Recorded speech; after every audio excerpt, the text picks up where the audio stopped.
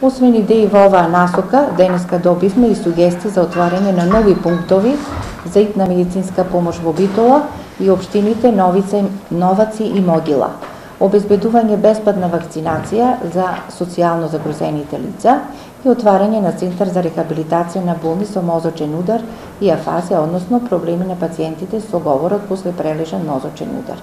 Беше нагласена и потребата од кадровско освежување со специјалисти од сите области, што всушност не е идеја, туку реално согледување на состојбата.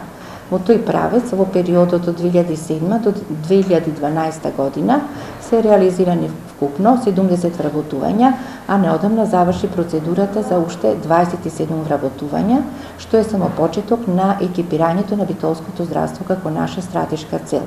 Континуирано се инвестира во едукација, усовршување и субспецијализација на доктори. Очекуваме 10 доктори наскоро да се вратат во тимот на болницата како специјалисти.